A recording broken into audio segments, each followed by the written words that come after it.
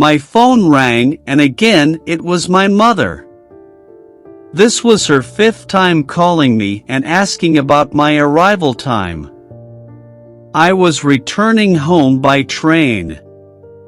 It was 6 o'clock in the evening and my train would reach the station at 8 o'clock. My office had given a 1-month holiday and I was returning to my hometown to my mother. But this time my mother was so excited on my arrival. I found this really strange. But I thought that she might have missed me a lot. At 8, I finally departed from the station and went straight to my home. The door opened and behind it was my lovely mother. "Oh, my dear son, finally you are back home," she said with tears in her eyes. I hugged her when I saw her emotional face. We went to the living room and there I sat on the sofa. I was tired of my long journey. "Mom, please bring me a glass of water," I said. But she didn't bring it and sat beside me. At that time she gave me a weird smile. "Your water is coming," she said, still smiling. And then a beautiful young lady of around 22 years entered the room. She brought the glass of water and gave it to me. She was quite nervous and shy. I could feel that she was uncomfortable. I took the glass and said thank you to her. My mother's eyes shone when she saw her.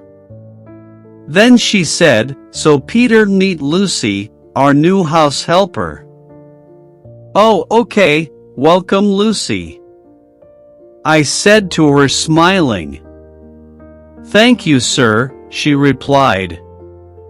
Then suddenly my mother screamed, "Oh no, no, no, don't call him sir. He has a nice name, Peter. Just call him Peter and I will be very happy." "Yes, please call me Peter," I said again, smiling. Then we went to the dining table and had our dinner. Lucy went to kitchen for some work. Then my mother whispered to me, "Lucy is going to stay with us. Poor girl lost her parents last week. And there was no one to look after her. Poor child didn't even have house to live in because they were living on rent. So I decided to help her in my way. I was already looking for a maid. Oh my dear mother, you did the best. But you know her well, right? You know the youngsters nowadays. And having a complete stranger in our house. No, she is not a stranger. I know her family well," said my mother. After our conversation ended, I went to bed. The next morning, I got dressed and went to the breakfast table. Lucy and my mom had prepared my favorite breakfast. My mother sat down with me. But Lucy was standing and she had shy face. "Come Lucy, let's have the breakfast together," said my mother. "Yes, join us Lucy," I added. She sat down beside me. Then I looked at her closely for the first time. She had blue eyes just as mine. I really felt a bond with her. I was thinking about going to the market to buy some clothes for Lucy. But you know, Peter, I am really tired today. Can you go with Lucy?" said my mother. "Yes, I can go with Lucy," I said hesitantly. "Oh, lovely, You both can spend time with each other," replied my mother very happily. I didn't understand that why my mother wanted me to spend time with Lucy. I suspected her intentions. Then we headed to the market.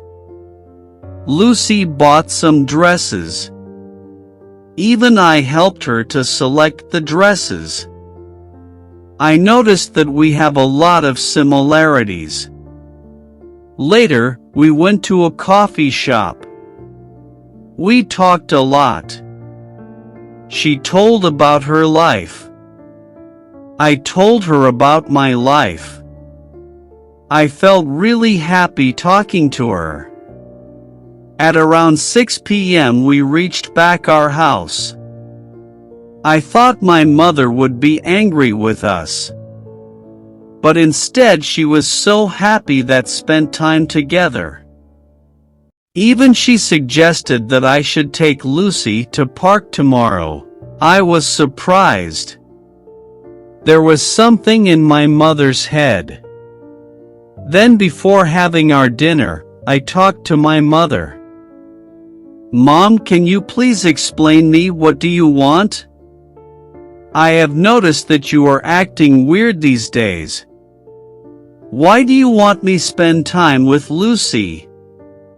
What is going on in your mind?" I asked. "I know, Peter, what you are thinking. But believe me, I really love Lucy, and I don't want to treat her like a maid. I just want her to feel like she is a part of our family," replied my mother. I didn't say anything after this. My mother clearly wanted to make Lucy a part of our family. And that was possible if she became my wife. Lucy prepared my favorite cake to thank me. After having it, we went to the terrace. We had a really special time together. We laughed and talked. Then for a moment my eyes looked straight into her eyes. There was silence. She looked beautiful in the moonlight. I held her hand. Then she smiled at me. What a beautiful night it was. I went to bed, but I couldn't sleep. I was just thinking of Lucy. I felt a special bond with her from the very first day. And now I knew that I was in love with Lucy. I needed to tell this to my mom and Lucy. My mother would be very happy because she wanted this. I decided that I would propose Lucy tomorrow night. Early the next morning, I went to buy a ring for Lucy. I made some arrangements in the backyard. I decorated it with lights and flowers. My mother didn't know that I was going to propose Lucy. I thought I would tell her later. At night, I took Lucy in the backyard. She was so happy to see arrangements I made for her. Then I bent down on my knees, took out the ring and proposed her. She was very happy and had tears in her eyes. Then she screamed, "Yes, yes, yes." Hearing her voice, my mother came into the yard. She saw the ring in my hand and Lucy in front of her. I was just putting the ring into Lucy's finger, and my mother shouted, "What is all this? What are doing, Peter?" I laughed and replied, "I am going to marry Lucy, my first love. And this is what you wanted me to do. Believe me, mother, I am the happiest man today." "What nonsense! You can't marry her. Are you both out of your senses?" My mother shouted, and then she fainted. I couldn't understand anything. Lucy and I quickly were totally shocked. I called a doctor immediately. After checkup, the doctor told that my mother had a panic attack. He suggested me that I should not give her any kind of stress. When my mother regained her consciousness, I went into her room. Lucy was very afraid, so she didn't come with me. "Mom, are you feeling good now?" I asked. "Yes, my son," she replied. Then I asked her why she reacted that way. She was the one who wanted me and Lucy to get closer. And now her reaction was very strange. "Look, Peter, I know that I asked you to be with Lucy. But I never wanted you to marry her. And I will never give you permission for that. Forget all your feelings for Lucy," said my mother. "No, not at all. I love Lucy with all my heart. She is my first love. And she too loves me. And you also liked her so much. Then why are you against it?" "Please, Mom, understand me," I said. She didn't reply. She closed her eyes to sleep. Next day, when I returned from the market, I saw some guests in the house. A young pretty woman and an aged lady were sitting with my mother. I greeted them and sat beside my mother. Then my mother said to me, "Look, this is my friend's daughter, Alex. Isn't she beautiful? I have selected her as my daughter-in-law." "What?" I shouted. "No, this can't happen." Then I turned towards those ladies and asked them to leave the house immediately. My mother was very angry at me for disrespecting the guests. "How can you even think of marrying me with someone else? You know I love Lucy," I said. "But I have already told you that you can't love Lucy," replied my mother. "But why? Please give me a reason." "Can't you see the pain in my eyes?" I said.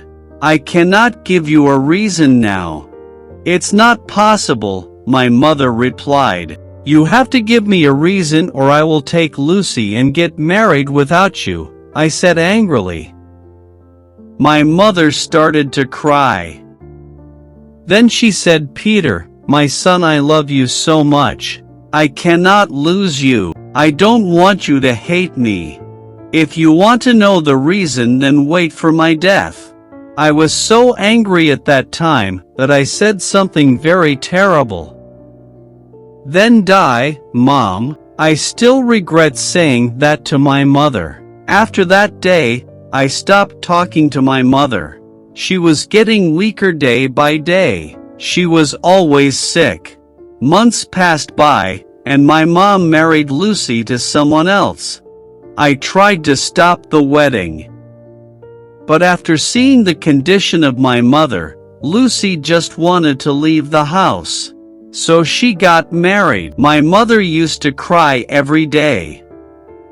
The doctor said that she had few days left. One day, I was returning to home. I saw few people outside my house. I was afraid. One man came forward and told me that my mother was dead. I rushed inside the house to see my mother. I felt as if I lost everything. It was the worst day of my life. One day after my mother's death, I went into her room. I found a letter. It was written by my mother. I started to read it. "Peter, I know you hate me. But I couldn't tell you the truth, because if you knew the truth you would hate me more. I didn't hate Lucy. In fact, I loved her. She was like my daughter. And I wanted you to treat her like a sister, not a lover. But it's time for you to know the truth. But I request you to not to hate me after reading this letter. I was against your marriage with Lucy because she is your real sister. You have a blood relation with her. I had adopted you from a very poor family. I am not your real mother. But believe me, I have loved you like my own baby. When Lucy's parents died, I decided to take Lucy with us. But it was a wrong decision. Whatever happened is my fault. I am sorry, my son. Please forgive your mother. Don't hate me. Because I will continue to love you even if I die. When I read this letter, I couldn't believe it. What do I do? What is my mistake? What's my mother's mistake? I couldn't think anything. Now I have no mother, no sister, and no lover. What should I do? Can anyone tell me?